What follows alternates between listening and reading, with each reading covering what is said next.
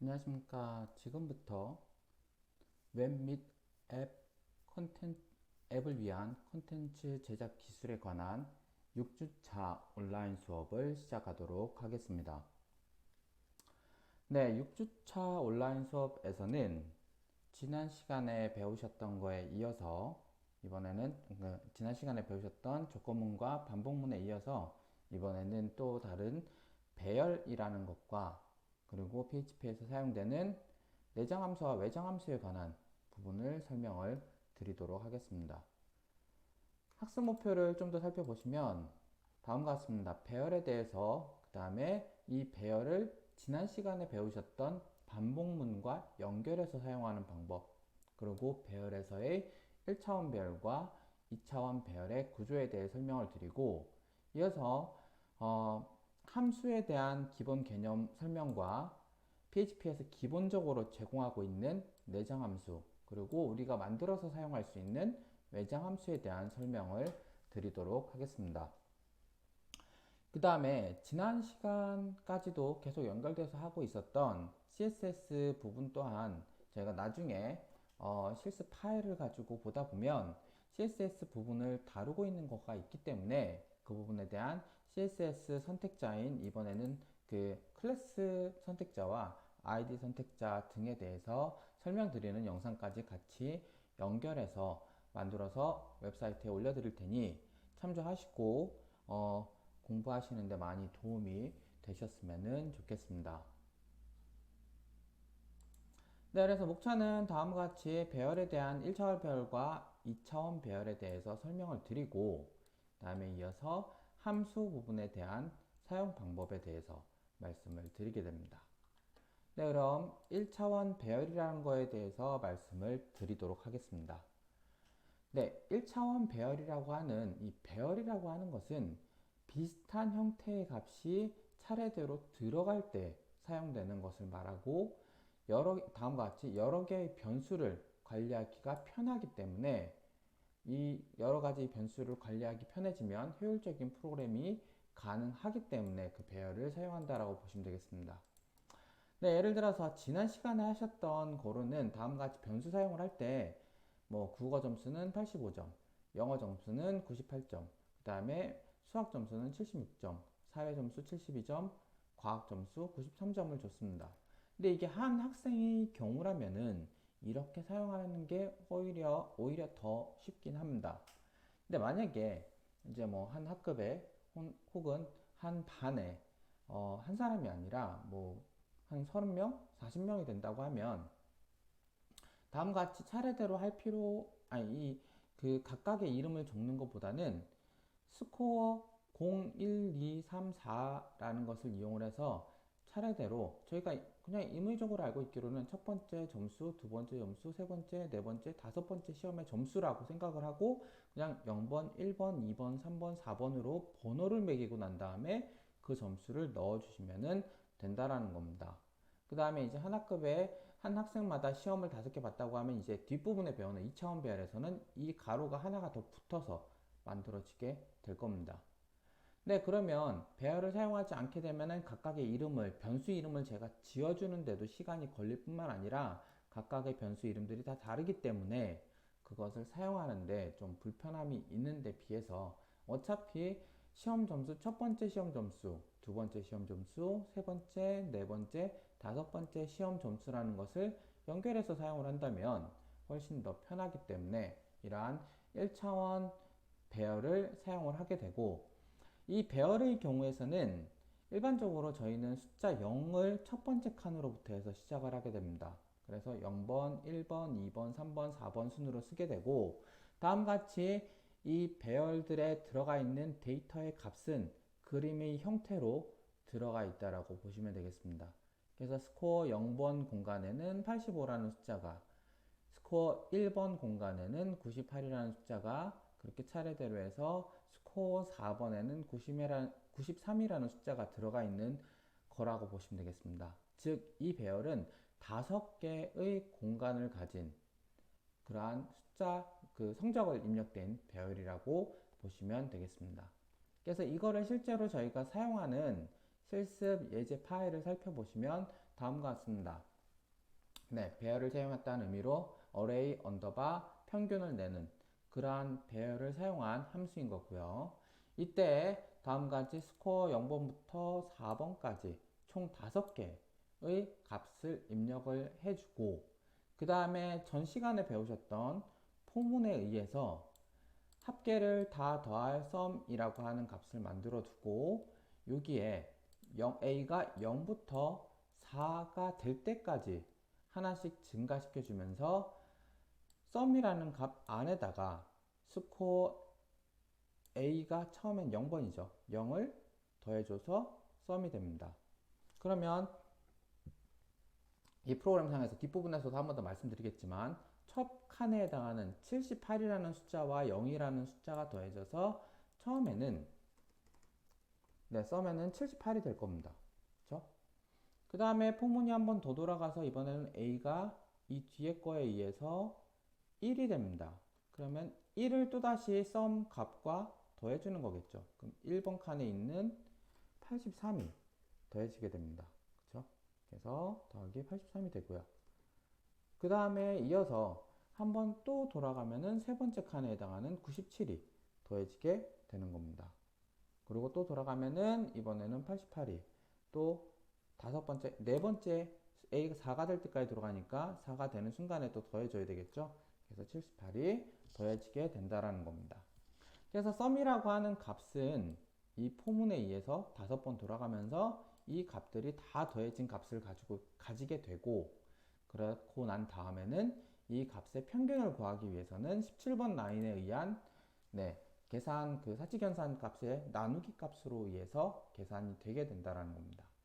그 다음에 화면에 각 과목의 점수도 출력하기 위해서 스코어 0번, 1번, 2번, 3번, 4번을 각각 에코문에 의해서 출력을 해달라. 그리고 한 줄 띄워줘서 합계는 여기서 구한 썸 값이고 평균은 여기서 구한 값이다 라는 것을 화면에 출력을 해달라고 하는 겁니다. 네, 그래서 실습 파일의 내용을 살펴보면 다음과 같이 결과가 나오겠다라는 거고요. 그 다음에 좀 전에 해드렸던 것과 같이 A 값이 0번, 1번, 2번, 3번, 4번으로 각각 포문의 반복이 더해지면서 다음과 같이 스코어 0번을 더하고 1번을 더하고 2번 더하고 3번 그 다음에 4번까지 더한 값을 나타나게 된다라는 겁니다. 그럼 이제 이거를 실행을 해봐야 되겠죠. 그래서 저희 수업할 때는 항상 실행해야 된다는 게 있었습니다. 첫 번째 말씀드린 것은 이 APM 셋업이라고 하는 모니터를 한번 실행을 해주셔서 모니터에 다음과 같이 APM 서버가 정상 작동하고 있는지 MySQL도 정상 작동하고 있는지를 꼭 보시라고 말씀을 드렸습니다. 네, 그래서 작동 잘 되고 있으니까요. 저는 이제 브라우저를 하나를 열어서 여기에 local host라고 입력을 하고 뭔가 주소를 내용을 적어야 됩니다. 그렇죠? 근데 저희는 수업 자료에 해당하는 실습 파일을 받아야 되기 때문에 이 실습 파일을 다 받기 위해서 수업 자료를 받기 위한 웹 및 앱을 위한 콘텐츠 제작 기술 수업 자료를 이렇게 설명드리고 있는 PPT를 받으셔야 되고요. 그 다음에 저는 설명하고 있는 PPT를 이미 쓰고 있기 때문에 실습 파일만 받아서 압축을 풀어 놓으시면 되겠습니다. 그래서 실습 파일을 압축을 풀어서 받은 다음에요. 저는 바로 그냥 받기를 하고 난 다음에 그다음에 이렇게 돼 있는 파일들을 이번 수업은 저희 PC의 C 드라이브 그다음에 APM 셋업 폴더 htdocs 폴더 안에 오늘 수업할 거는 6주차 수업이기 때문에 06이라는 폴더를 만들고요. 그 다음에 이 06이라는 폴더 안에 이 압축 파일들 모두를 여기서부터 보통은 선택을 이걸 다 하면은 다 같이 돼야 되는데 잘 안 되는 경우에는 첫 번째 거 누르시고 Shift 키를 누르시고 맨 마지막을 이렇게 눌러주시면 첫 번째 거 선택을 하고 Shift 키를 누르고 있는 상태에서 마지막 파일을 선택해 주시면 모든 파일이 선택이 잘 되니까요. 이 선택된 파일 모두를 끌어다가 제가 만들었던 폴더에 놓게 되면은 다음과 같이 파일들이 다 복사가 되어 있는 상태입니다. 그럼 좀 전에 array average라고 하는 PHP 파일을 열으면 되는 거였죠. 그래서 다음과 같이 화면이 지금 좀 벗어났는데요. 코드 내용을 살펴보시면 다음과 같이 됩니다. 네, 좀 전에 설명드렸던 것과 마찬가지로 스코어를 0부터 4번까지 넣어주고 썸 선언해주고 포문을 5번 돌아가면서 썸에다가 모두 더해주게 하고 평균 계산하는 부분과 그 부분을 출력하는 게 프로그램 코드가 잘 돼 있구나 라고 생각이 되시면 네, 이게 이제 실행을 해보시면 되겠죠. 로컬호스트 슬러시 하시고 오늘은 06에 해당하는 폴더이고요. 그리고 array 언더바 avg.php 파일이었다 라고 했으니 이렇게 주소를 그대로 잘 입력을 해 주시고 그 다음에 엔터를 치면 다음과 같이 각각의 5개의 점수와 그 다음에 이 점수의 합계 점수 그리고 평균 점수가 잘 계산이 되는 것을 확인하실 수가 있다는 겁니다. 그래서 첫 번째 예제는 다음과 같이 실행을 하시면 되겠고 이렇게 완성이 되는 것을 확인하실 수가 있습니다. 네, 그럼 두 번째 예제로는 이번에는 배열을 아까 같은 경우에는 배열 쓰는 형태가 이렇게 스코어 가로 열고 0번 가로 닫고 는 해서 하나씩 입력해주고 이것도 가로 열고 닫고 해서 하나씩 입력해서 5개의 점수를 넣었다라고 하면 이번에는 갑자기 20개를 한꺼번에 넣어야 됩니다. 그렇다고 해서 20번을 하나하나 일일이 쓰게 되면은 좀 많이 귀찮을 수도 있고 불편할 수도 있습니다. 따라서 이번에는 한꺼번에 많은 숫자들을 집어넣을 때는 array라고 하는 내장 함수를 사용을 해서 다음과 같이 넣고자 하는 부분을 모두 다 콤마를 연결을 해서 쓰시게 되면 한꺼번에 배열에다가 넣게 된다는 겁니다. 네, 이렇게 배열에 넣게 되는 경우는 죄송합니다. 다른 걸 브라우저를 열었는데 네, 다음과 같이 하는 거와 똑같습니다. 이 얘기는 지금 여기에 썼다라는 거는 원래 제대로 쓰자면은 스코어 0번 해서 닫고 87 넣어주고 스코어 1 해서 그 다음 사람인 76 하고 뭐 ENG 또 스코어 2에서 98점 이렇게 해서 쭉 해서 얘는 지금 20명이니까요. ENG 스코어 19번 해서 마지막인 95까지 이렇게 다 일일이 쓰는 것을 좀 더 간편하게 작업을 한 것이 다음과 같이 array라고 하는 배열에 한꺼번에 썼다라는 얘기입니다. 따라서 지금 여기에서는 0번에는 87이, 1번에는 76이, 그 다음에 마지막 19번에는 95가 각각 들어가 있고 여기에 해당하는 총 20명에 대한 평균을 구하기 위한 프로그램으로 다음과 같이 sum 값을 0을 만들어주고 그 다음에 a가 0번부터 20번이 되기 전 혹은 이걸 바꿔 쓰셔도 됩니다. 는 하고 19까지 쓰셔도 되는데 편하신 거로 쓰시면 되기 때문에 여기에서는 그냥 20까지 하는 거로 네, 코드가 잘못 갔는데요. 여기에 20까지 해주는 거로 하시면 되겠습니다. 그리고 포문에 의해서 그러면 각각의 값들이 0번부터 19번 칸의 값들이 썸에 더해지는 거는 앞에 프로그램과 비슷하게 되는 걸 확인하실 수 있고요. 그 다음에 그 값을 20으로 나누어서 평균을 구하는 것까지 여기에서 할 수가 있다는 얘기입니다. 그렇죠?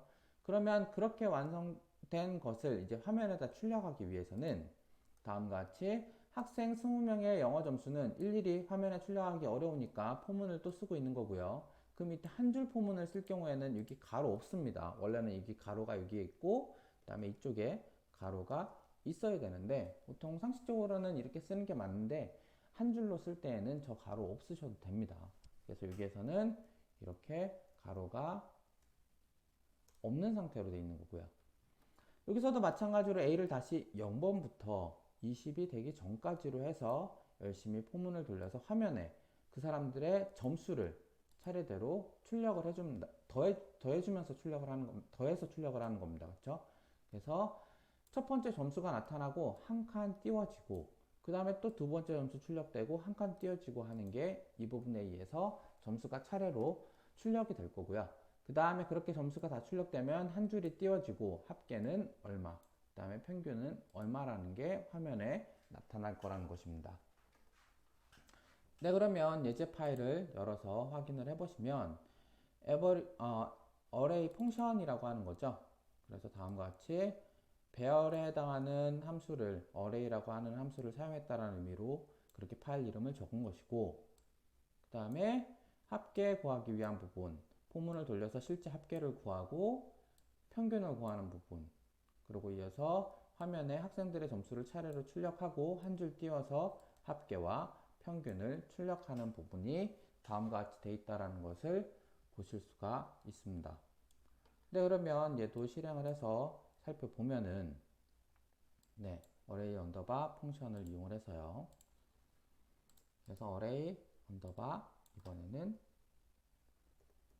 펑션이라고 하는 파일 .php를 눌러서 실행을 해보시면 다음과 같이 20명의 학생의 영어 점수가 출력이 되고 그에 대한 전체 합계와 그리고 평균까지 나오는 것을 확인하실 수가 있습니다. 또 1차원 배열에 대해서 한 가지를 더 살펴보면 포문을 이용을 해서 이제 좀 더 편리하게 사용할 수 있다는 겁니다. 그래서 이 1차원 배열을 사용할 때 다음과 같이 살펴보시면 포문을 지금 여기서는 하나, 둘, 셋, 네 번을 사용하고 있는데 첫 번째 포문에서는 A 0번부터 해서 A 9번까지죠. 그래서 총 10개의 값이 여기에 넣게 되고 첫 번째 A 0번의 값은 여기에 제가 메모장 열어서 한번 비슷하게 따져보면요. 첫 번째 변수 A 0번의 공간에다가는 지금 여기에다가 i가 0이 됐는데 더하기 1을 하니까 1을 넣어주는 겁니다. 그 다음에 A 1번 공간에는 2를 넣어주고요. 또 A 2번 공간에는 3. 이렇게 해서 결국 A 9번 공간까지죠. 여기까지는 10을 넣어주게 되는 겁니다. 그 다음에 5번 라인에 해당하는 부분은 이번에는 B에 어떠한 값을 넣어주는 건데 i가 9번부터 하나씩 감소해서 0이 되는 겁니다. 그렇다는 얘기는 여기에 계산을 할 때 B 9 빼기 처음에 i가 9니까요. 또 0번 공간인 겁니다. 여기에다가는 i가 9일 때 더하기 1을 해서 10이라는 숫자를 넣어주겠다는 거죠. 그 다음에 두 번째는 B 1번 공간에는 i가 8로 이제 줄었으니까요. 여기에 8이 되면서 B 1번 공간이 되고 여기에다가는 9를 넣어주게 되는 겁니다. 얘도 마찬가지로 쭉 똑같이 가다 보면은 마지막 B 9번 공간에는 여기가 i가 0이 됐을 경우죠. 그랬을 때 0이 되면은 1을 넣어주게 되는 겁니다. 네, 여기까지 잘 이해를 하셨을 거라고 생각이 되고요.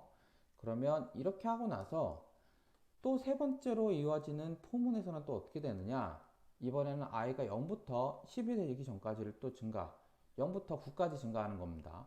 그렇게 되면서 C 0번부터 C 9번까지 뭔가를 넣어주는데 어떻게 넣어주냐면은 C 0번 공간에다가는 A 0번이 가지고 있는 거와 B 0번이 가지고 있는 거를 곱해달라고 했습니다. 그럼 1 곱하기 10을 하는 거죠. 그 다음에 또 포문이 돌아가서 C 1번이 되게 되면 이번에는 I 1번과 B 1번, I 1번은 2고요.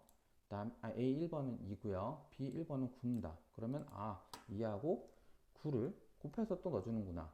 해서 쭉 포문이 돌아가서 얘도 마찬가지로 C 9번이 될 경우에는 여기에서는 10 곱하기 1까지 되게 된다는 겁니다. 그 값을 각각 C 0번부터 9번까지 넣어준다는 얘기죠.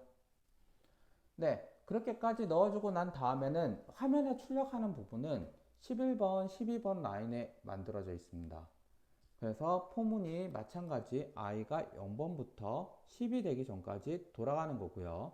이때 내용을 가지고 화면에다가 출력하는 건 12번 라인 하나이기 때문에 12번 라인에서 출력을 해달라고 하는 거는 실제 A가 가지고 있는 I, 실제 화면에 출력되는 겁니다. 그러면 1, 그 다음에 곱하기 표시가 있고요. 그 다음에 10 하고 C가 가지고 있는 I번의 값, 실제 계산한 이 값이죠. 그러면 10이라고 하는 숫자가 출력이 됐고요. 그 다음에 한 줄 떨어지기 때문에 내려가서 그 다음에는 포문이 또 i가 1이 되면서 바뀌니까 2 곱하기 9는 18이라고 하는 숫자가 또 한 줄 떨어지고 3 곱하기 8는 27 이런 숫자가 되면서 마지막 10 곱하기 1는 다시 10이 되는 그러한 화면을 출력을 하게 된다는 겁니다. 그렇죠? 그래서 그대로 되는지 한번 확인해 본 게 이 내용인 거고요. 저도 array 언더바 abc를 가지고 한번 확인을 해보면 파일을 먼저 찾아서 array 언더바 abc 파일을 찾아서 열어보고 그렇게 포문이 잘 돼 있는지를 확인하고요. 포문 4개 쓰고 있는 거. 그 다음에 제대로 돌아가는지를 확인하기 위해서 여기에서 array 언더바 abc 입력을 하고 실행을 해보면 네, 다음과 같이 잘 되는 거를 확인하실 수가 있습니다. 네, 다음으로는 2차원 배열에 대한 설명을 드리도록 하겠습니다. 네, 2차원 배열은 아까 말씀드렸던 1차원 배열에 한 공간이 더 생겨 있는 겁니다. 하나의 표가 만들어져 있다고 생각하면 되실 것 같습니다. 특히 앞에 말씀드렸던 한 학생에 대한 그러한 점수가 아니라 한 반에는 이제 여러 명의 학생이 존재하기 때문에 각각의 학생 이름별로 해서 각각의 뭐 국어 점수, 수학 점수, 뭐 영어 점수 그렇게 각각 따지면 너무 복잡해지기 때문에 다음과 같이 그냥 한 학생에 대한 스코어라고 하는 개념으로 스코어를 쓰고 첫 번째 학생을 0번 학생, 그 다음에 그 0번 학생이 첫 번째 점수를 0번 칸에, 그 다음에 0번 학생의 두 번째 시험 점수를 1번 칸에, 그 다음에 세 번째 점수를 2번 칸, 그 다음에 네 번째 시험 점수 3번 칸, 그 다음에 다섯 번째 시험 점수를 4번 칸에 넣어준다라고 보시면 되겠습니다. 그럼 두 번째 학생의 경우에는 스코어 1이 가지고 있는 0번부터 4번 칸에다가 각각의 점수를 넣어준다라고 보시면 되겠습니다. 그 다음에 세 번째 학생 점수도 마찬가지입니다. 그래서 이 경우에는 학생의 인원수가 많이 늘어나더라도 프로그램을 하는데 포문을 사용하시면 되기 때문에 많이 어려움이 없게끔 손쉽게 프로그램을 효율적으로 관리할 수 있는 장점이 있어서 이러한 1차원 배열과 2차원 배열을 사용한다고 보시면 되겠습니다. 그러면 2차원 배열에 대한 예제를 간략하게 살펴보시겠습니다. 다음과 같이 2차원 배열의 경우를 배열 안에 배열함수 안에 또다시 배열함수를 만들어서 넣어주시면 되겠습니다. 이거를 다시 저도 그러면 일반적인 저희가 배열을 선언하는 것으로 살펴보면 이렇게 쓰실 수도 있긴 합니다.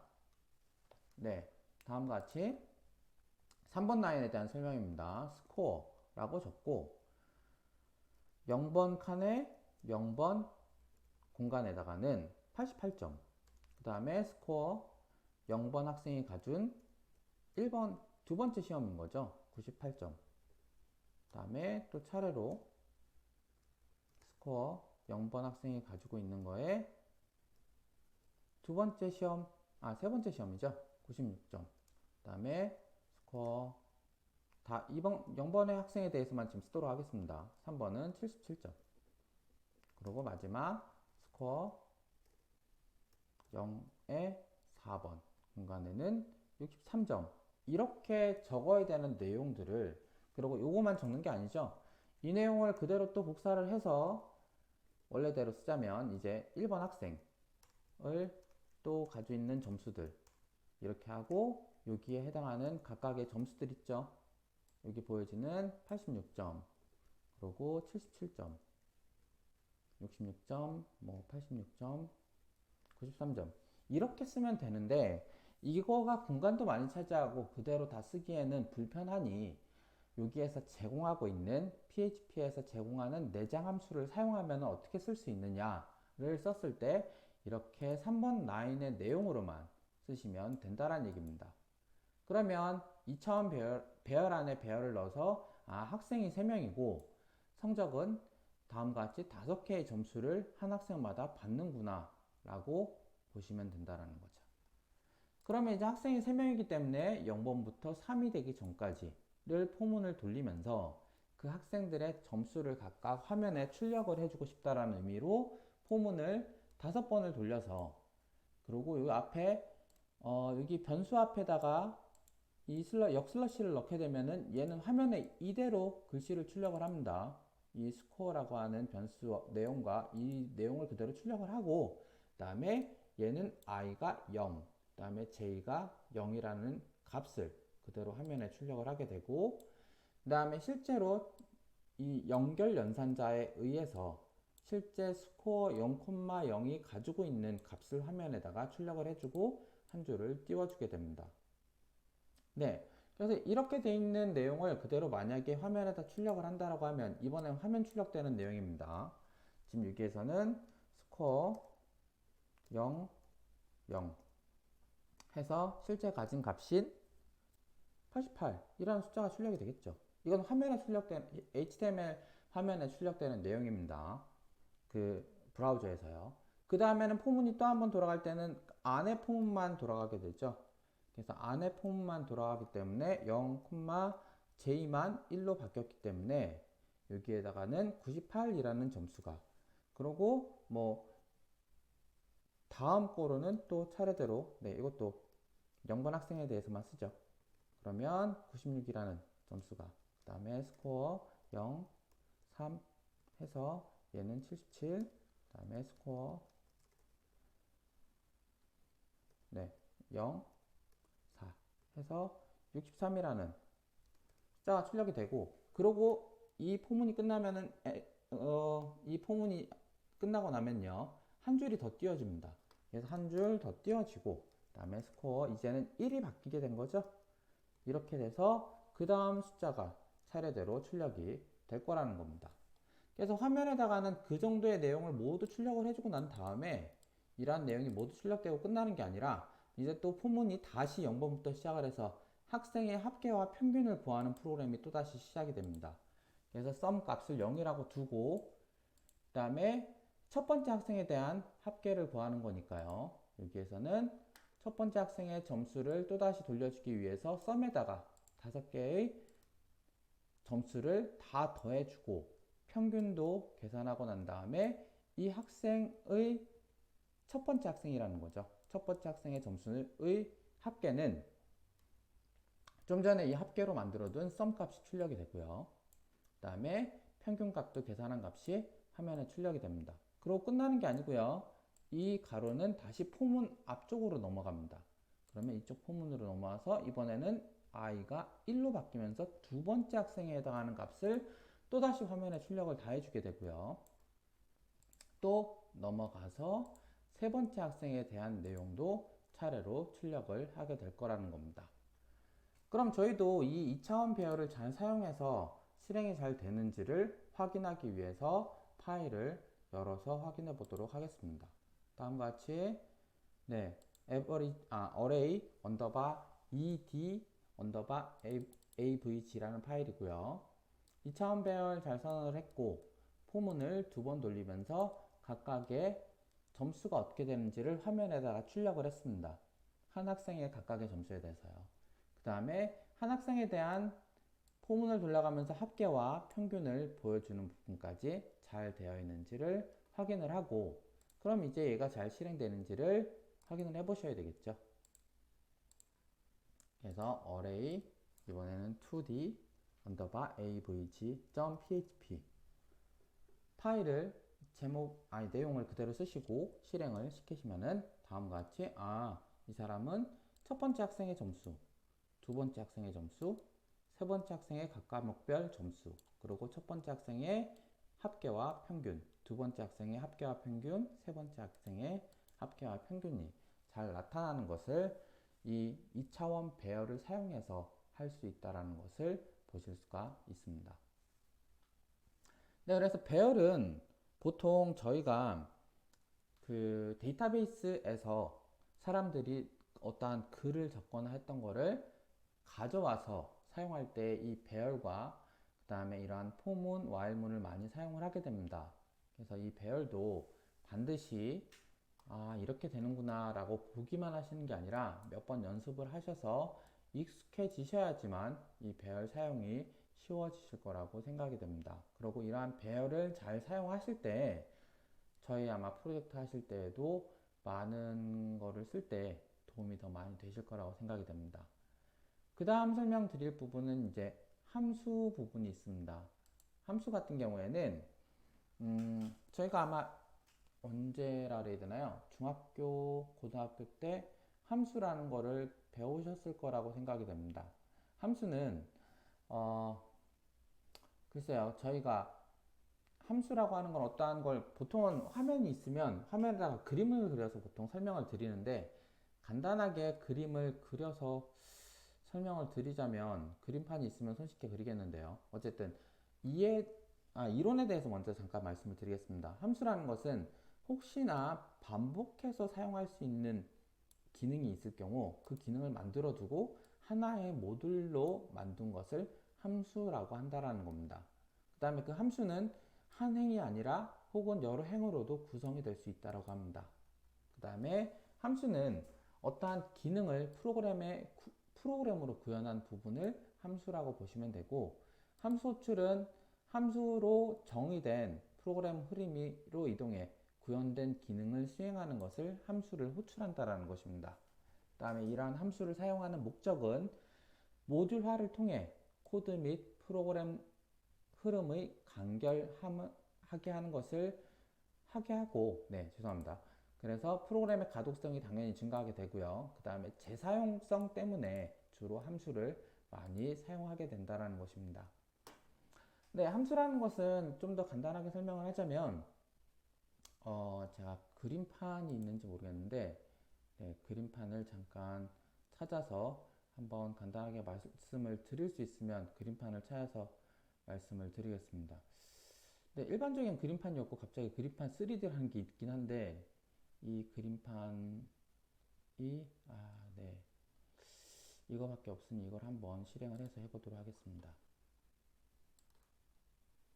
네, 다음과 같이 그림판이라는 게 있고요. 그냥 새로 만들기를 해서 함수라는 것을 잠깐 살펴보면 보통 이렇게 어떠한 공간이 있고요. 이 공간은 저희가 어떠한 동작을 하는지 사실상 모릅니다.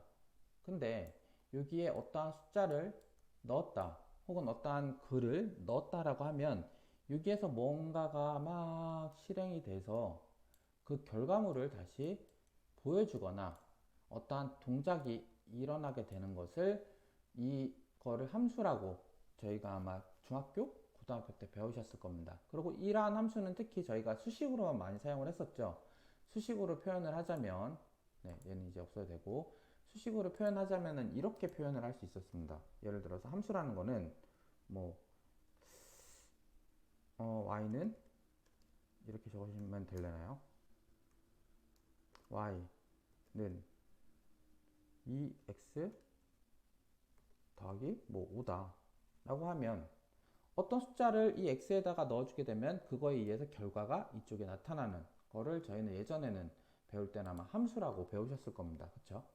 근데 프로그램에서의 함수라는 것은 이제 어떠한 이러한 동작들을 미리 좀 정의를 해놓고 사용을 저희가 자주 하겠다라는 게 함수라고 보시면 되겠습니다. 그럼 실제 함수가 돌아가는 걸 한번 살펴보도록 하겠습니다. 다음과 같은 내용이 있습니다. 얘는 어떠한 값을 넣어주진 않습니다. 그런데 다음과 같이 2번 라인부터 5번 라인까지가 함수를 사용하겠다라는 의미입니다. 그래서 여기 7번 라인에서 나는 함수 실행을 할래 라고 해서 함수명을 그대로 호출을 해주면 프로그램이 가다가 여기에서 다시 1로 돌아가서 실행을 하고 나와서 이쪽으로 오게 됩니다. 그래서 지금 여기에는 함수를 정의하는 부분이 2번 라인부터 5번 라인까지 해당이 되고 그 다음에 7번 라인에서는 함수를 실제로 호출한 것이라고 보시면 되겠습니다. 그래서 여기 함수 이해할 때 정의하는 부분과 호출하는 부분에 대해서 말씀을 드리고 있는 겁니다. 그럼 정말 이렇게 잘 실행이 되느냐? AAA 언더바 펑션을 파일을 열어서 확인을 해보고 잘 돼 있네요. 그쵸? 그러면 얘를 실행을 이제 해봅니다. 이번에는 여기 함수 이름이 AAA function.php니까요. 이렇게 해서 실행을 하면 안녕하세요 라는 글씨가 잘 나타나는 걸 확인할 수 있습니다. 그러면 이거를 한 번이 아니라 나는 여러 번 호출하고 싶어 라고 하면은 또 AAA 호출, 또 AAA 호출을 하면 되는데, 네, 지금 여기서 보시면 한 번 호출할 때에는 그냥 글씨가 바로 나타나면 되는데, 또 다음 호출할 때에는 HTML에서는 이 호출을 바로 옆에다가 또 하는 형태가 되기 때문에 저장을 하면 실행을 했을 때 글들이 옆으로 쭈루룩 붙어서 나타납니다. 제 의도한 거하고는 조금 다른 것 같죠. 그래서 여기에 br이라고 하는 거를 넣어 주셔야 될 겁니다. 그렇죠? 그래서 저장을 하고 다시 실행을 해보면 한 줄씩 잘 된 거를 확인하실 수가 있습니다. 네, 그럼 이러한 함수들은 저희가 좀 전에는 정의를 해서 하고 사용을 하는 경우였습니다. 호출로. 근데 이러한 함수만 있는 게 아니라 PHP에는 정말 많은 함수들이 존재를 합니다. 다음과 같이 PHP에서 제공해주는 함수들이 내장 함수라는 형태로 제공하는 게 있는데요. 저희가 앞서 사용하셨던 array 있죠. 배열에 사용하던 것도 내장 함수의 일종입니다. 그래서 수학, 그 다음에 문자열, 파일을 다루는 부분, MySQL 데이터베이스 관련해서 사용하는 여러 가지 내장 함수들이 존재를 하고, 그 내장 함수를 보시기 위해서는 PHP .net이라고 하는 사이트 가셔서 아마 펑션에 해당하는 부분을 검색을 해 보실 수도 있는데, 이게 아마 대부분 영어로 설명이 되어 있는 사이트라서 내장 함수가 어떤 거가 있는지는 보통 저희 그 소스 코드라든가 그 다음에 몇 가지를 이제 뒷부분에 설명을 드리긴 할 겁니다. 어쨌든 이렇게 PHP에서 제공하는 정말 많은 내장 함수들이 존재를 하고, 그 다음에 앞에 저희가 봤던 이 AAA와 같은 이러한 함수들은 저희가 정의해서 사용하고 있는 것이고, 이러한 함수들은 사용자가 정의한 함수, 즉 외장 함수라고 구분이 된다는 것입니다. 그럼 이제 외장 함수에 대해서 구체적으로 좀 더 살펴보도록 하겠습니다. 네, 내장 함수를 좀 더 살펴보도록 하겠습니다. 내장 함수로는 수학 관련된 내장 함수로는 ABS라고 해서 절대값을 사용하는 그런 함수, 그 다음에 사인, 코사인, 탄젠트를 구하는 함수, 그 다음에 오늘의 현재 시간을 보여주고 있는 함수도 존재를 하고, 그 다음에 이 부분은 소점 아래에서 올리는 정수값을 계산하는 함수, 그 다음에 내림을 하는 함수, 반올림을 하는 함수, 그리고 제곱근 2승, 3승 그거 있죠.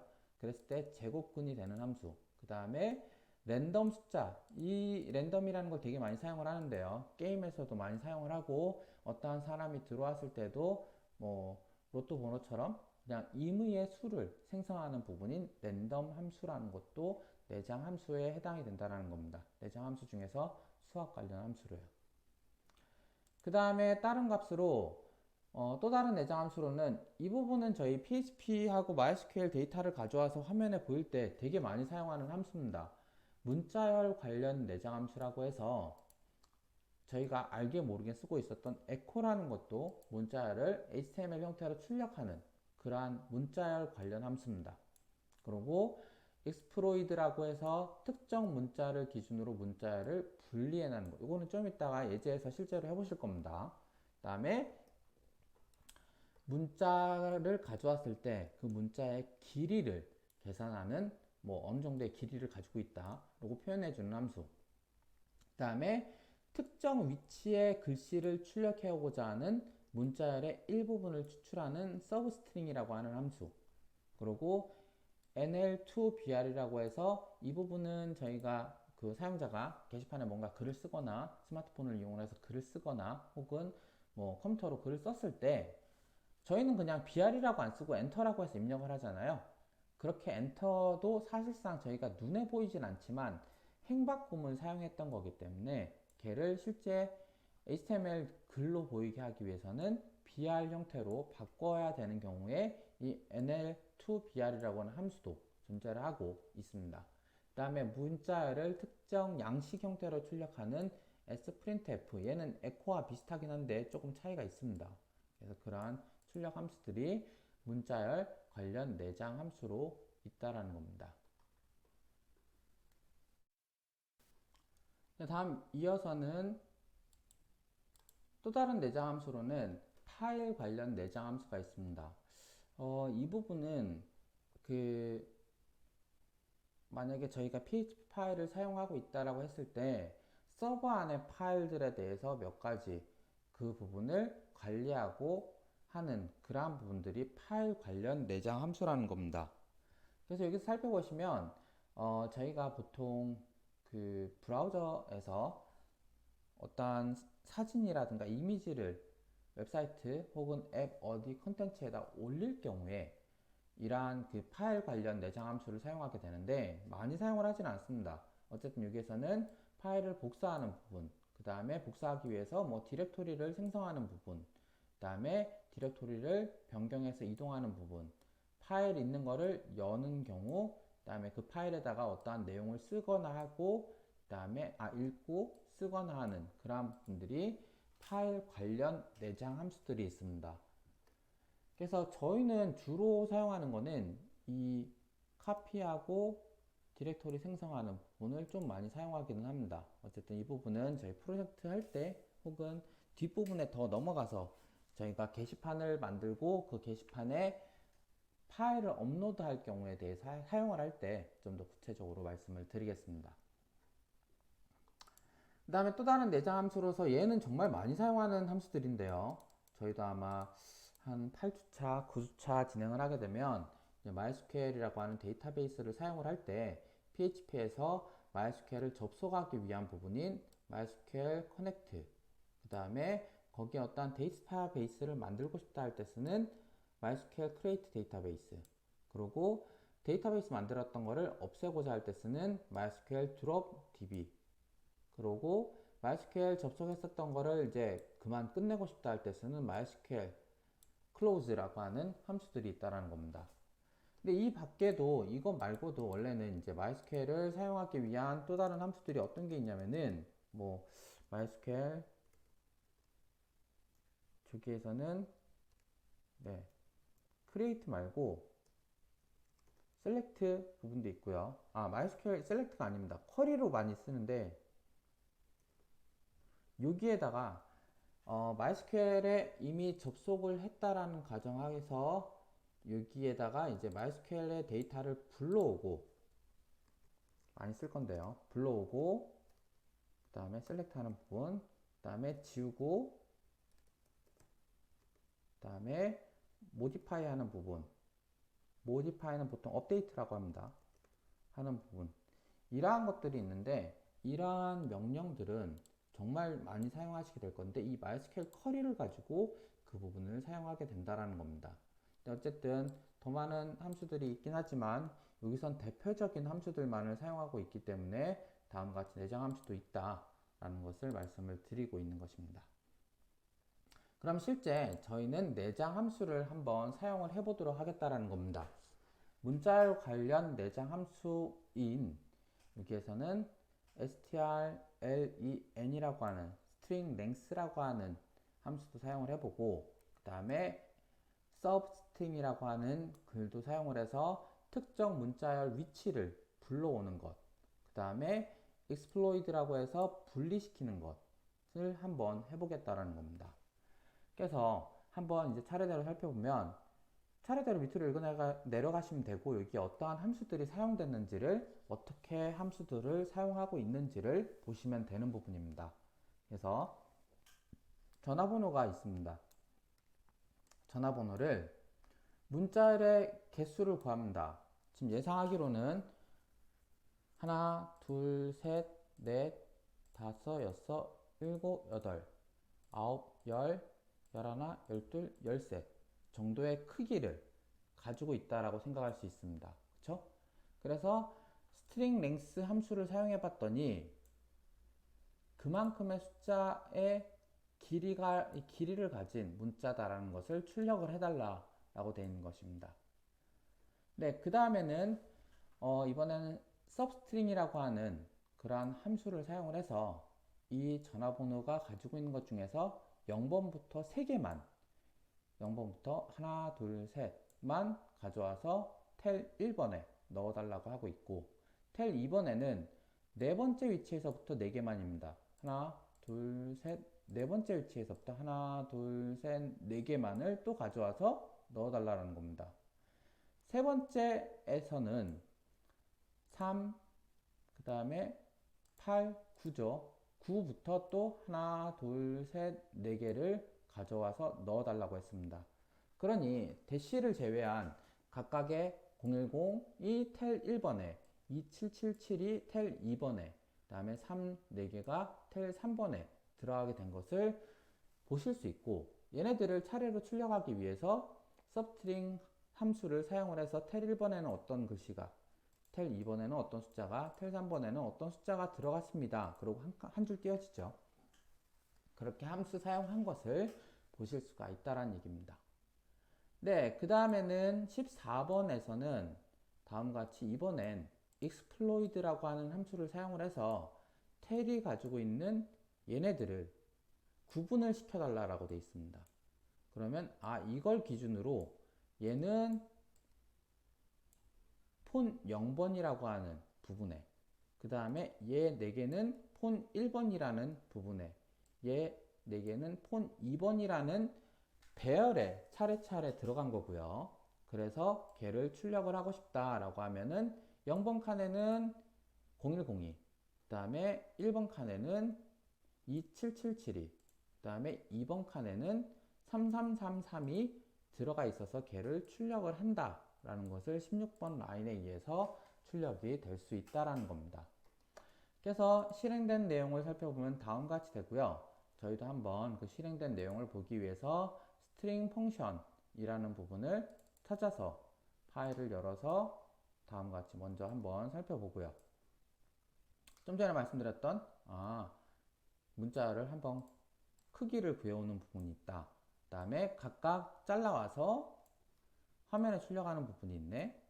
그 다음에 exploit라는 걸 함수를 이용해서 또 화면에 불러와서 그 다음에 화면에 출력해 주는 거가 있구나 라는 거를 잘 보시고 네, 잘 돼 있는 거를 확인을 했으면 이제 브라우저에서도 저희는 걔를 실행시켜 봐야 되겠죠.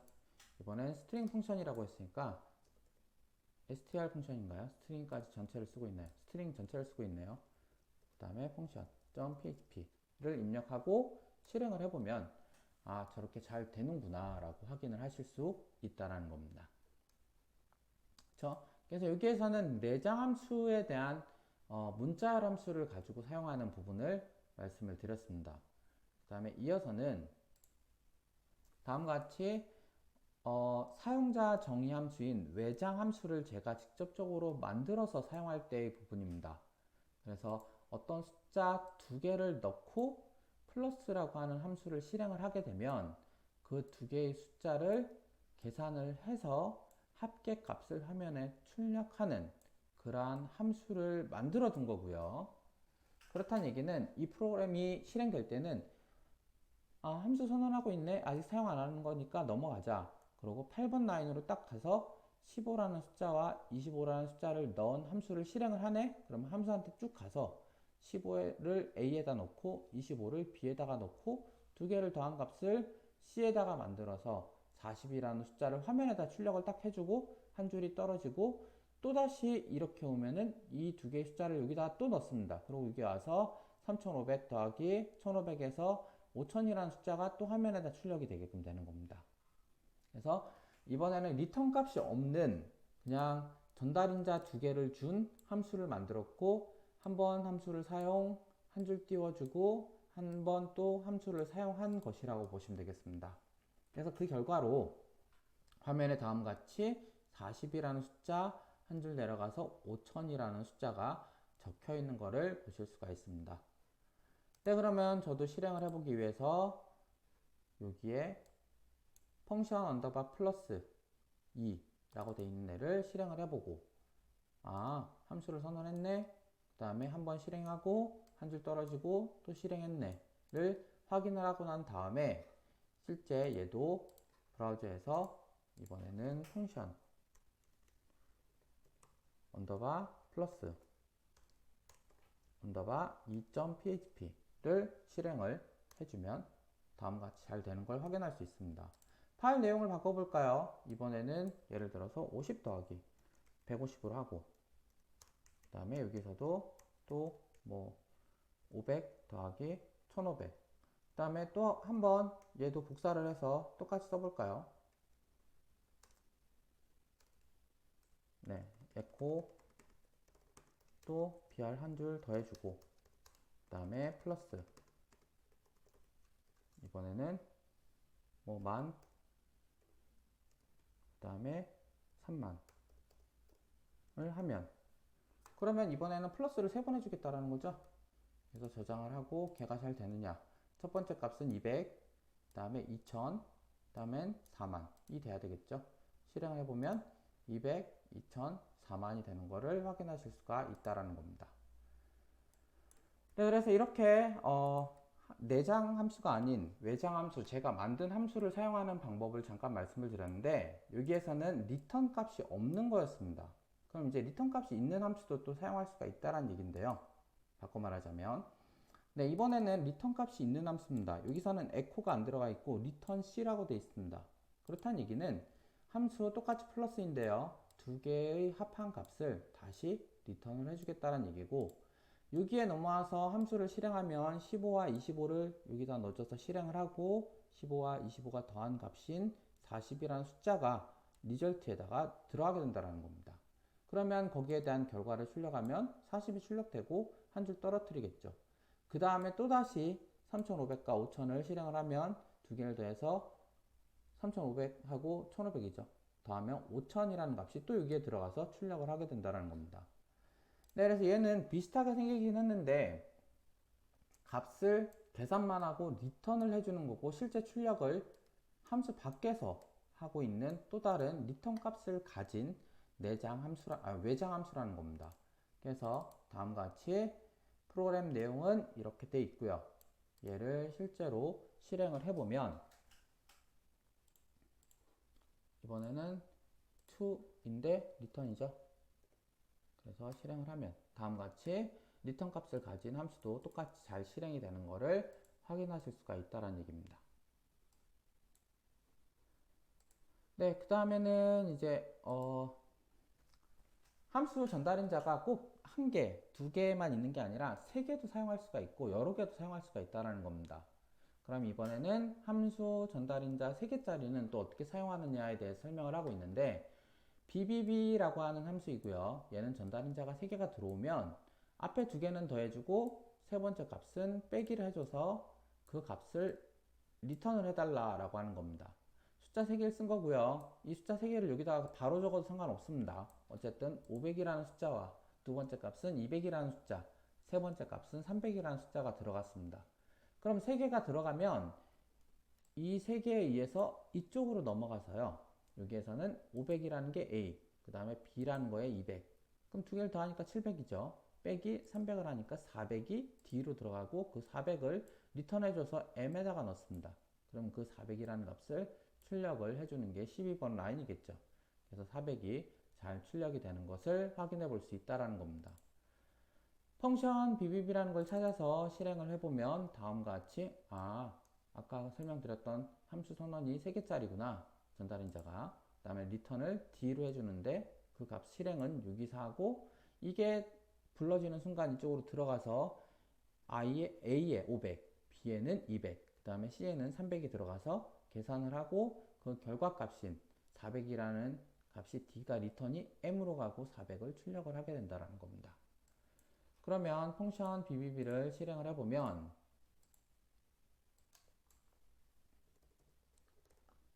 다음과 같이 400이 잘 나오는 것을 확인하실 수가 있습니다. 그렇죠? 그 다음에 이제 한 두 개 정도의 예제를 더 설명을 드리면 될 것 같은데요. 한 가지 예제는 다음과 같이 펑션 합이라고 하는 예제입니다. 어떠한 그 함수를 사용을 해서 전달인자 두 개가 오면은 그 전달인자 어디 숫자부터 시작을 해서 다음 숫자까지를 모두 다 합하는 그러한 함수라는 겁니다. 그래서 4번 라인부터 14번 라인까지가 함수를 선언하고 있는 부분입니다. 네, 외장 함수를 선언하고 있는 거고요. 살펴보면 두 개의 숫자를 받습니다.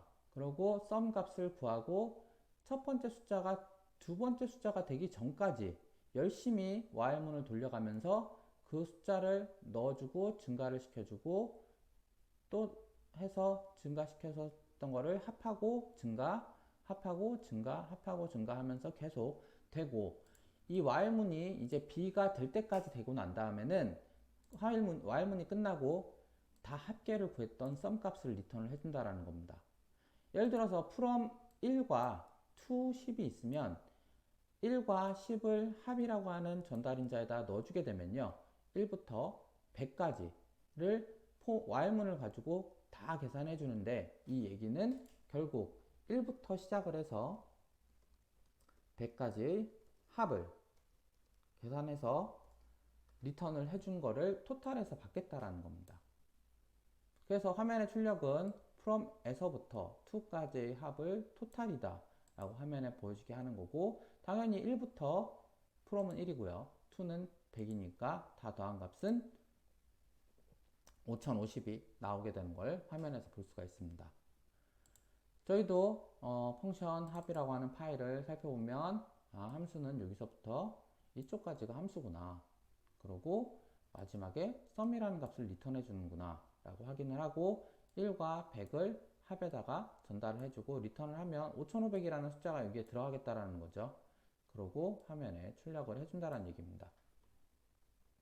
네, 저도 그러면 얘를 실행을 해보면 다음같이 이번에는 펑션 합.php를 실행을 해서 네, 잘 되는 것을 확인하실 수가 있다는 거죠. 네, 실습자료 마지막 파일인데요. 이번에는 만나이를 구하는 것, 지난 시간에 하셨던 겁니다. 그쵸? 이 만나이를 조건문을 이용을 해서 구하는데 그 부분을 다음같이 함수로 만들겠다라는 겁니다. 그래서 3번 라인부터 해서 여기에 19번 라인까지가 만나이를 구하는 함수인 겁니다. 전달인자는 당연히 오늘의 날짜, 오늘의 연도, 월, 1이 들어가야 되고요. 그 다음에 태어난 연, 월, 1이 들어가야 됩니다. 그래야지 계산을 하는 거니까요. 이게 들어왔다라는 가정하에 먼저 프로그램이 잘 되어 있는지를 한번 살펴봅시다. 네, 태어난 달이 현재의 달보다 작다. 그럼 벌써 이미 생일이 지난 거죠. 그렇기 때문에 만 나이는 그냥 지금 연도에서 생일 연도만 빼주면 됩니다. 근데 혹시나 생일이 같은 월이다 라고 하면 생일이 안 지난지 지난지는 1까지도 따져봐야 되죠. 그래서 1을 따져봤는데 생일 날짜가 현재 날짜보다 낮은 숫자더라. 그럼 생일이 지난 거니까 똑같이 그냥 현재 연도에서 태어난 연도만 빼주시면 됩니다. 근데 그렇지 않은 경우에는 생일이 안 지났기 때문에 다음과 같이 1을 더 빼줘야지만 만 나이가 될 겁니다. 그러고 혹여나 이제 여기 if, else if인데요.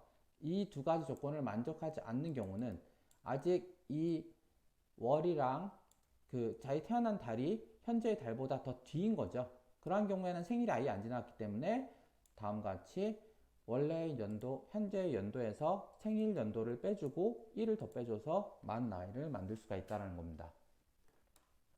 그러면 여기에서 혹은 여기에서 혹은 이쪽에서 혹은 이쪽에서 어쨌든 나이를 구했으면 그 나이를 리턴해 주는 것이 18번 라인에 해당이 됩니다.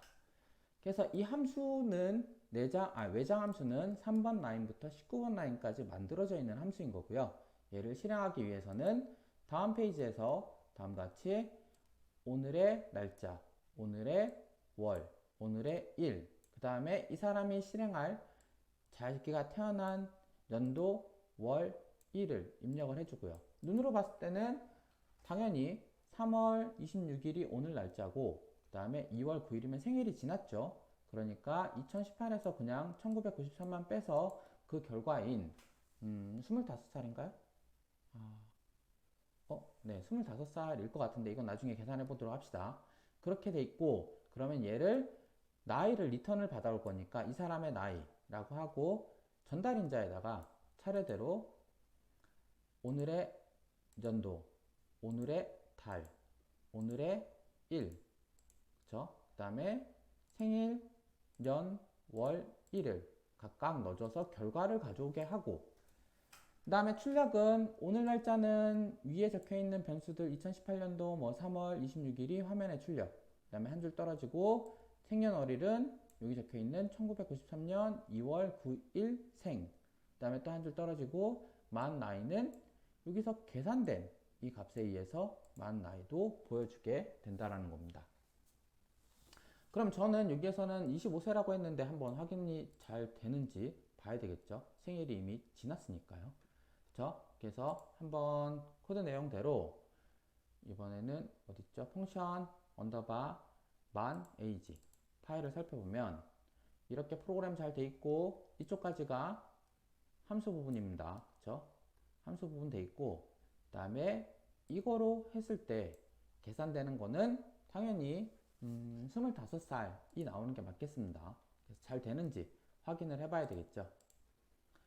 그래서 확인해 보기 위해서 이번에는 펑션 그 다음에 언더바 만 언더바 age.php를 사용한 다음에 실행을 해보면 만 나이가 25세가 잘 되는 것을 확인할 수 있습니다. 예를 들어서 2020년 올해 연도 그 다음에 뭐 4월 지금 한 뭐 4월 25일이라고 하고요. 그 다음에 이 사람의 나이가 만약에 1993년도는 맞는데 생일이 아직 안 지났다. 뭐 6월 10일이라고 한다면요.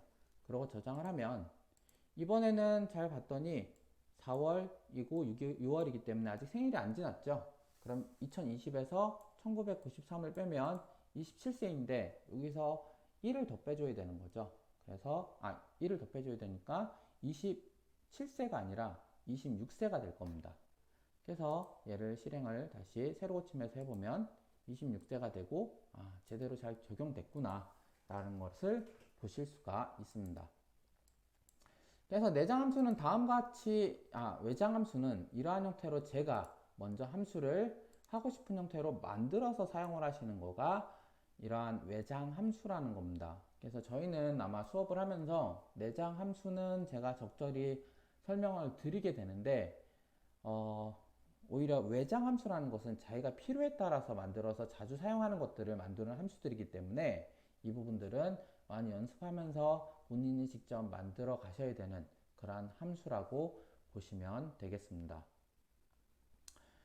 그 다음에 이제 이어서는 오늘 설명드릴 부분인 내장 함수, 외장 함수와 그 다음에 앞에 설명드렸던 배열까지는 잘 설명을 드렸습니다.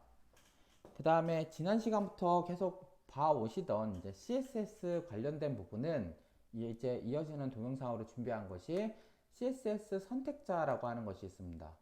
이 선택자라는 것은 앞부분의 함수와 비슷하게 뭔가를 선언해 놓고 그 다음에 걔를 이 부분에 해당하는 거다라고 하면서 사용을 할 때 쓰는 것입니다. 특히 클래스 선택자라는 것이 그러한 형태로 사용되는 것이고요.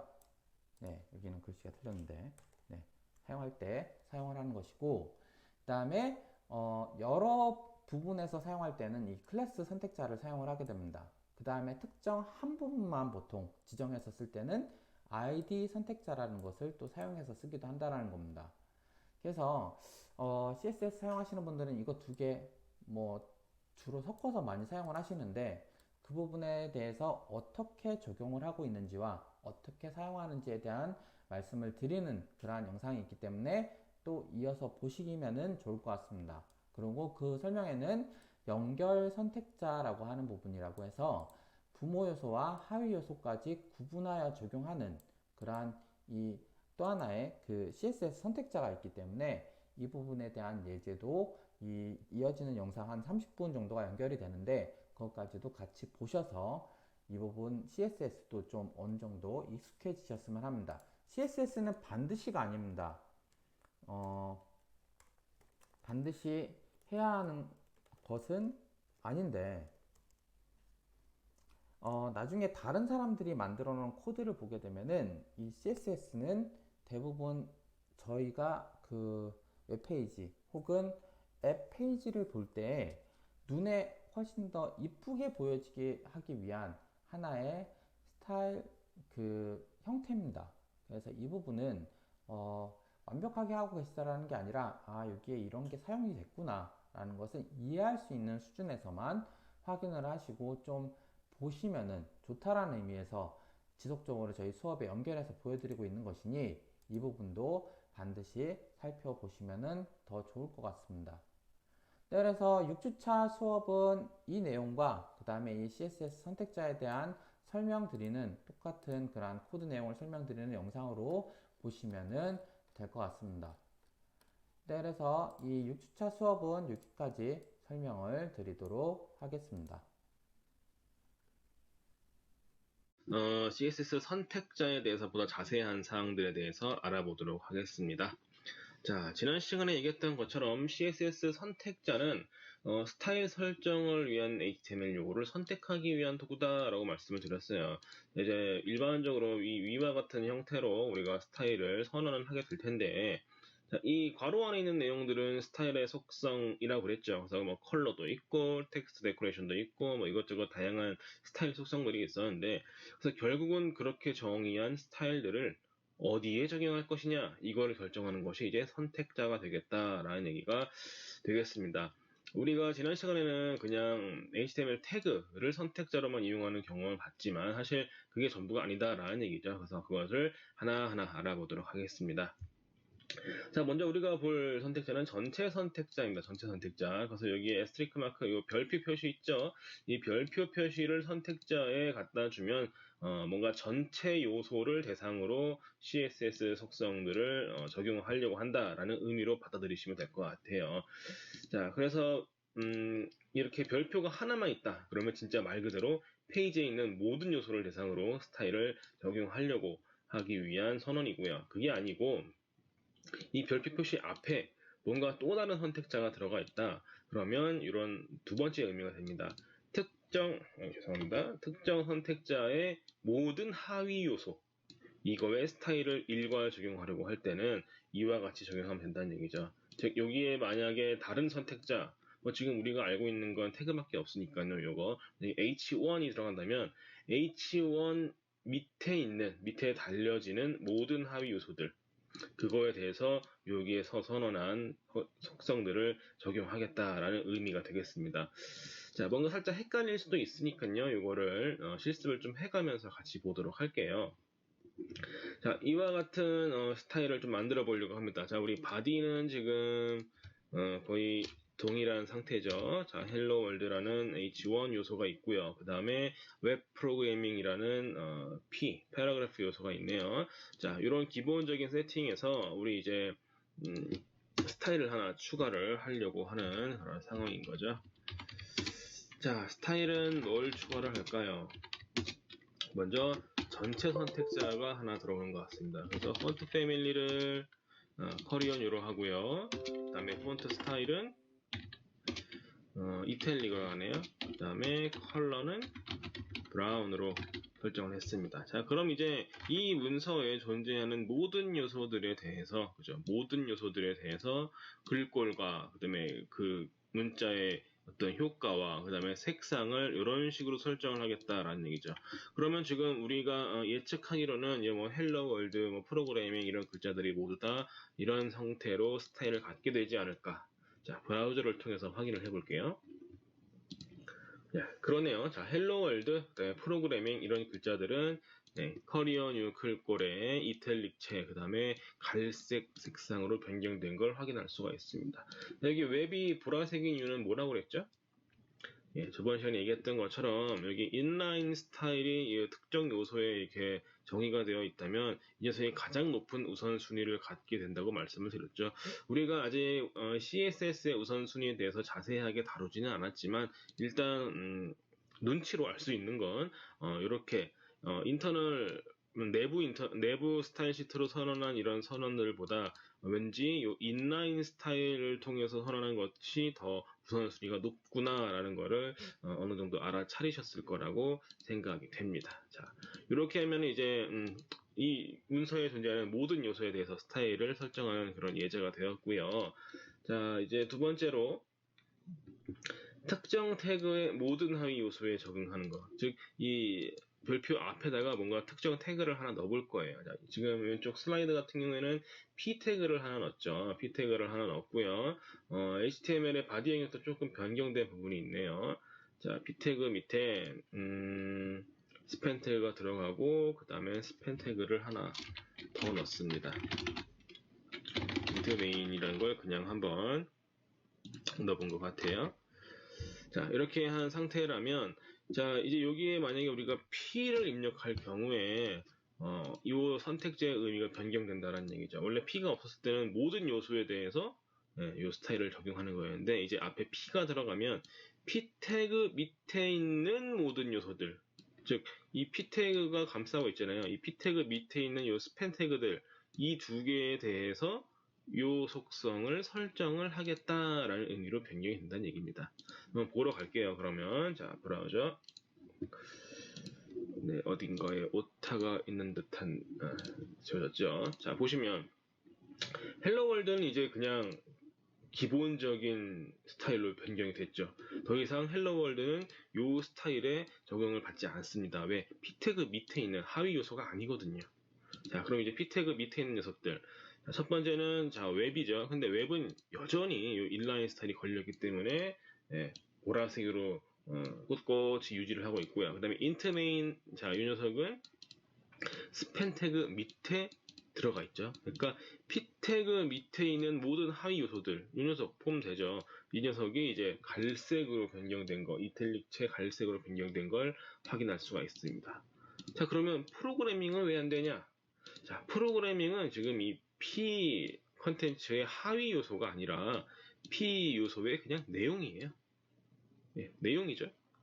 그냥 일반적인 텍스트 내용이기 때문에 지금 이 태그의 하위 요소에 설정하는 이런 속성이 여기 이 P 태그의 그냥 일반적인 컨텐츠 내용에는 적용되지 않는다.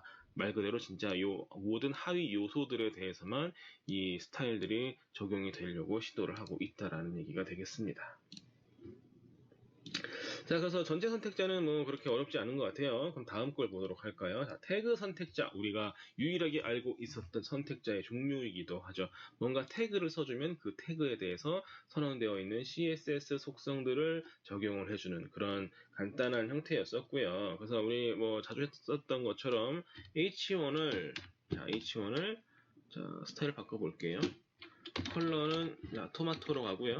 그 다음에 텍스트 데코레이션에 오버라인이라는 스타일을 걸려는 것 같네요. 자, 그러면 어떻게 될까요? 브라우저에서 보면 토마토색으로 바뀌었고요.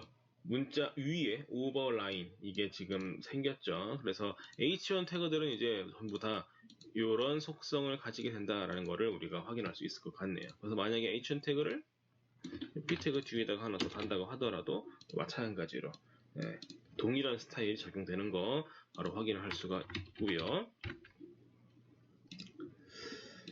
자, 이제 그럼 다음 클래스 선택자에 대해서 알아보도록 할게요. 클래스 선택자. 자, 클래스 선택자라는 것은 말 그대로 여러 태그의 특정 스타일을 공통적으로 적용하고자 할 때 쓴다고 해요. 즉, 뭐 이런 거죠. 태그는 서로 다 다른데, 뭐 H1 태그, P 태그, 무슨 태그, 무슨 태그, 무슨 태그, 무슨 태그인데, 이게 어떤 공통의 목적을 갖고 우리가 사용하려고 하는 거예요, 지금. 예를 들어 뭐 메뉴와 관련된 어떤 영역에다가 이 태그들을 막 조합을 해가지고 디자인을 하려는 거죠. 또 메뉴가 아니고 또 다른 문서에서는 사이드바 광고 영역을 꾸미는데 또 이것저것 다른 태그들을 이용할 거고요. 근데 동일한 태그더라도 메뉴를 꾸밀 때 우리가 필요한 디자인 그거랑 광고판을 꾸밀 때 필요한 디자인이 좀 다를 수 있죠. 그래서 이런 것들을 이제 어떻게 나눠서 구분해서 우리가 할까? 자, 그런 걸 할 때 우리가 클래스라는 걸 이용할 수가 있습니다. 클래스. 어떻게 보면은 일종의 테마라고도 부를 수가 있는데요. 뭐 A 클래스, B 클래스, C 클래스 이런 것들을 각각의 태그에 할당을 해주는 거죠. 그러면 그 태그들은 클래스 A 클래스를 위한 무슨 P 태그, A 클래스를 위한 테이블 태그, 뭐 B 클래스를 위한 테이블 태그 이런 식으로 특정 테마를 갖는 태그로서 우리가 동작할 수가 있게 됩니다. 자, 그래서 클래스를 그래서 어떻게 다냐? 뭐 간단해요. 그냥 클래스 속성을 하나 달아주시고 속성 값으로 내가 지정하고자 하는 클래스 값을 그냥 넣어주시면 됩니다. 그러면 그 태그는 이 클래스 이름을 갖는 클래스 테마를 가지게 된다라고 우리가 앞으로 얘기를 할 거예요. 자, 반드시 한 개의 클래스만 적용해야 되냐? 아닙니다. 클래스를 여러 개 할당할 수도 있다라는 얘기죠. 자, 그런 식으로 해서 클래스들을 태그에 우리가 할당을 할 수가 있게 되겠고요. 자, 그럼 이제 클래스 선택자는 뭘 하는 거냐? 여러 가지 태그들 중에서 요소들 중에서 클래스가 특정 이름인 녀석을 찾기 위한 녀석이 클래스 선택자가 되겠습니다. 자, 그래서 클래스 이름에 뭐 A가 들어가 있어. 그래서 나는 특정 디자인 속성은 A 클래스를 갖는 모든 요소들에 그게 어떤 태그가 되든 상관없고요. A 클래스와 관련된 녀석들은 다 이 디자인을 적용할 거야. 그럴 때 쓸 수 있다라는 얘기죠. 자, 그럼 어떻게 선택자를 적용하면 되느냐? 예. 맨 앞에 점을 찍어주시고요. 점. 그러면 이제 브라우저가 알아챈다는 거죠. 아, 이거 클래스 이름이구나. 클래스 찾으려고 하는 거구나 하면서 그 뒤에 뒤따라오는 이름을 찾기 시작합니다. 그래서 HTML 요소들 중에 클래스가 요 클래스 이름 이 부분과 동일한 녀석들을 다 찾아서 스타일을 적용을 해줄 거예요. 그래서 예를 들어서 .red1 하고 이런 스타일 속성을 우리가 선언을 해놓으면 HTML 요소들 중에 클래스로 레드1, 레드1이라고 해놨을거든요. 레드1을 가진 애들을 모두 가져와서 거기에 요 속성을 적용을 하겠다. 이렇게 이해를 하시면 되겠습니다. 뭐 그렇게 어렵지 않죠. 예. 그다음에 나는 클래스도 선언할 건데 특정 태그도 같이 포함시킬 거야. 이렇게 할 수도 있다라는 얘기죠. 즉 선택자, 자 태그 선택자 뭐 클래스 이름 뭐 이런 식으로 한다면 해당 태그들 중에서 특정 클래스를 가지고 있는 녀석들만 이 스타일을 적용하겠다 이런 얘기가 됩니다. 그래서 아래와 같이 하면 strong.red1이니까 strong 태그들 중에서 클래스가 red1인 녀석들에 대하여 폰트 사이즈를 12포인트로 바꿔달라. 자, 그죠? 이런 식으로 우리가 해석할 수가 있겠다라는 얘기죠. 그래서 태그의 클래스를 부여할 때는 속성을 이용을 하고 그 다음에 CSS에서 이런 클래스들을 찾을 때는 점으로 시작되는 클래스 선택자를 사용을 하시면 되겠습니다. 한번 실습을 같이 해볼까요? 자, HTML 문서를 요렇게 같이 조금 수정을 할게요. 그래서 죄송합니다. 자, H1에 헬로 월드가 하나 있었죠. 그래서 이 첫 번째 H1 태그에 우리가 클래스를 하나 부여할 겁니다. 이 클래스를 우리가 적당히 인트로라고 할게요. 그 다음에 저 끄트머리에 H1 요소를 하나 더 넣고요. 여기는 헬로 월드였는데 바이 월드네요. 바이 월드고 클래스를 아웃로우라고 하겠습니다. 자, 이렇게 우리가 지금 선언을 해두면 이 두 개의 H1 요소는 어쨌든 내용은 유사하죠. 내용은 유사한데 클래스가 지금 다른 상황. 저 앞에 쓰인 H1 태그는 뭔가 인트로라는 테마를 갖고 있고요. 뒤에 쓰인 H1 태그는 아웃로라는 테마를 갖고 있다라고 우리가 생각해 볼 수 있을 것 같아요. 지금 이 상태에서 우리가 브라우저를 확인하면 아까 우리가 H1 태그는 이렇게 해주세요 라고 선언을 해놨기 때문에 뭐 인트로 아웃로가 들어온 게 뭐 큰 의미가 없죠. 지금은 그냥 H1 태그 선택자에 의한 스타일 설정을 적용받고 있는 그런 상태가 되겠습니다. 자, 요거를 이제 클래스 선택자를 이용을 해가지고 조금 더 세세하게 스타일을 조금 바꿔볼게요. 그래서 요 아래와 같이 첫 번째로 이 스타일은 지금 우리가 미리 선언했던 이 스타일은 인트로 클래스에만, 그죠? H1 태그들 중에 인트로 클래스에 대해서만 이 스타일을 설정해 달라. 브라우저에서 확인하면 바뀌었죠. 두 개 다 H1 요소이긴 한데요. 두 번째 건 아웃로 클래스거든요. 첫 번째 것만 인트로 클래스죠. 그래서 H1 태그 중에 인트로 클래스인 녀석을 찾아서 토마토 색깔 오버라인을 다는 이러한 내용으로 변경이 되겠습니다. 자, 두 번째로 이제 아웃로 클래스에 대한 것도 한번 만들어 볼까요? 아웃로에 대한 스타일은 토마토는 싫고요. 이런 색깔로 바꿀게요. 그 다음에 오버라인이 아니라 언더라인 밑줄을 긋도록 하겠습니다. 자, 그럼 이제 브라우저에서 다시 확인을 해보면 바뀌었죠. 아웃로 클래스에 대해서 H1의 아웃로 클래스에 대해서는 이 색깔과 그 다음에 언더라인을 부여해 달라고 우리가 요청을 했기 때문에 두 번째 H1 요소는 적절하게 색상과 언더라인이 변경된 것을 확인을 할 수가 있었네요. 자, 그 다음에 이제 클래스를 여러 개, 복수의 개의 클래스를 사용한 예제도 한번 보도록 할게요. 자, 먼저 CSS 선언에다가 웹 프로그래밍이라는 클래스를 그냥 하나 선언해 줄게요. 그리고 여기는 백그라운드 컬러를 스노우 색깔로 선언하려고 합니다. 자, 지금 이렇게 들어온 세 번째 요 CSS 선언은 무슨 의미인가요? 태그가 뭔지는 모르겠고 그냥 HTML 요소들 중에 클래스가 웹피인 녀석이 있다면 그 녀석의 배경 색상은 스노우로 해달라, 뭐 이런 식의 의미가 될 것 같아요. 자, 그러면 이 웹피라는 클래스를 한번 기존 요소에다가 추가를 해보도록 할게요.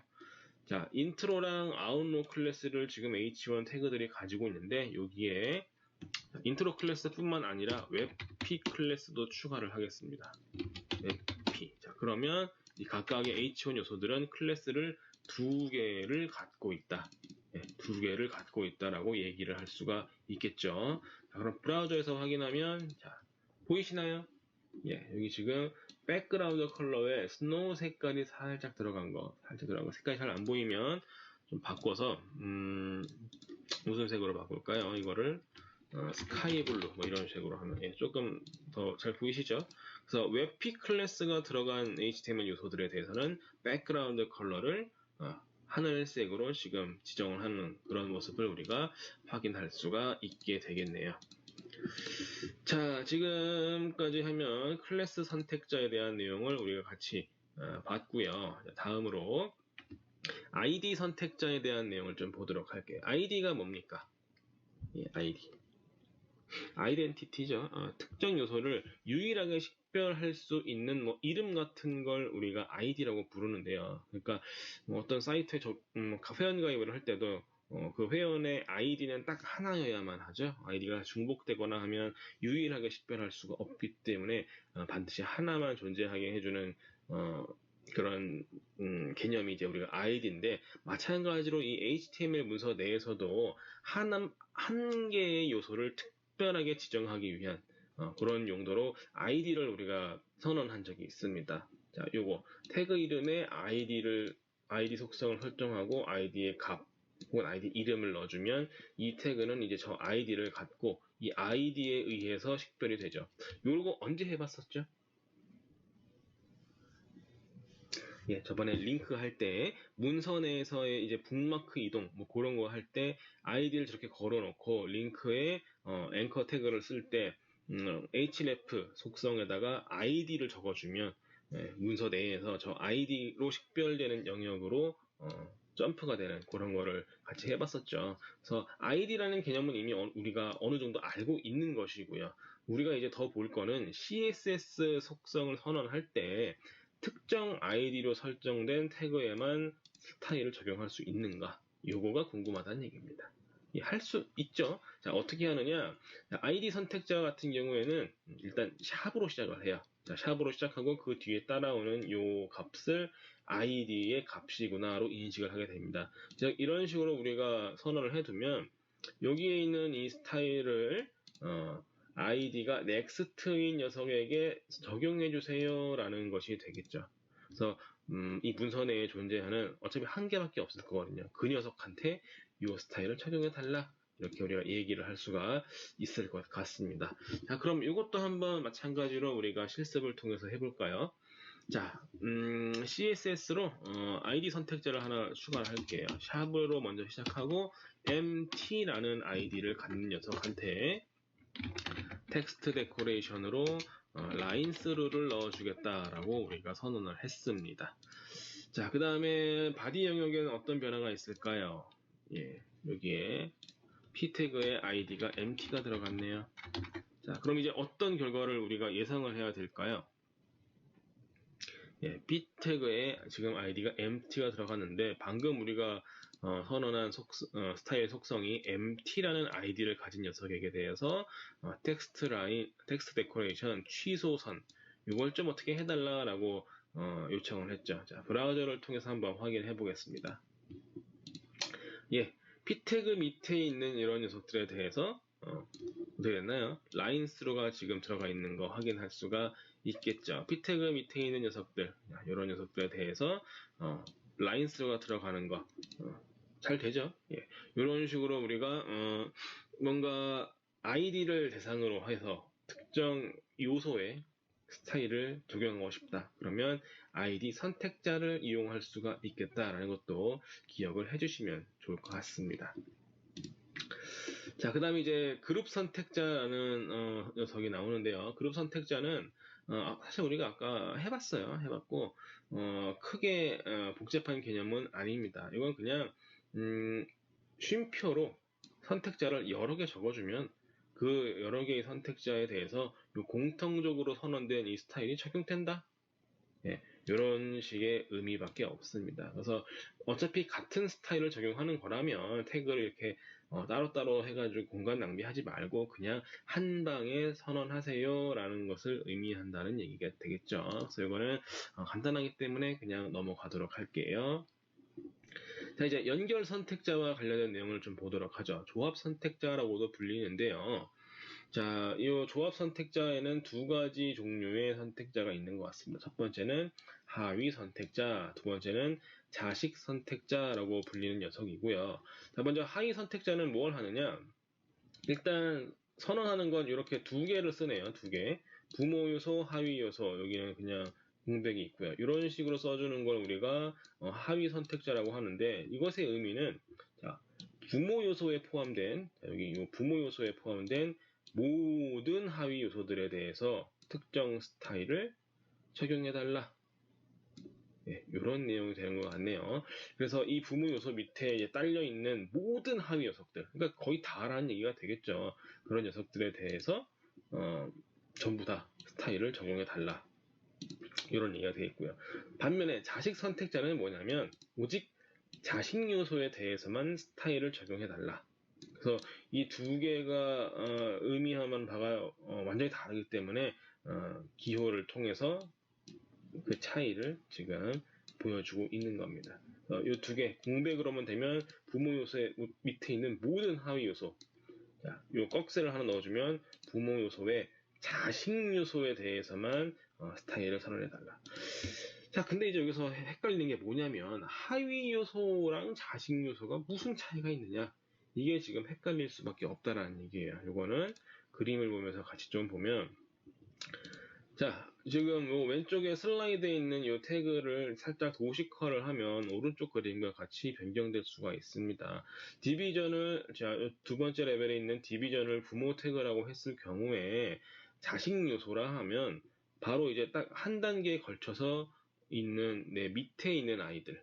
그죠? 그러니까 나랑 직접적인 관계가 있는 내 밑에 있는 녀석들을 이제 자식 요소라고 부를 거고요. 그게 아니고 이제 내 자식이 낳은 또 다른 자식들, 그러니까 말 그대로 후손들이죠. 뭐 손자 같은 거. 이런 것들을 총망라한 게 후손 태그다, 하위 태그다. 라고 얘기를 하면 될 것 같아요. 그러니까 후손이나 하위 요소들이 더 큰 개념이다. 자식은 이 부모를 기준으로 해서 딱 직접적으로 한 단계로만 걸쳐서 연결되어 있는 녀석들을 우리가 자식 요소들이다 라고 얘기를 하겠습니다. 자, 그럼 이 자식 요소와 하위 혹은 후손 요소에 대한 선택자, 어떤 차이가 나는지 한번 코드를 보면서 진행을 해보도록 할까요? 자, 먼저 바디 영역을 조금 고칠게요. 자, 디비전으로 감싸야 되겠습니다. 디비전으로 먼저 좀 감싸고요. 자, 그 다음에 H1 태그는 똑같고요. 그 다음에 P 태그가 똑같죠. 그 다음에 P 태그 밑에 H1 태그 사이에 뭔가 들어왔네요.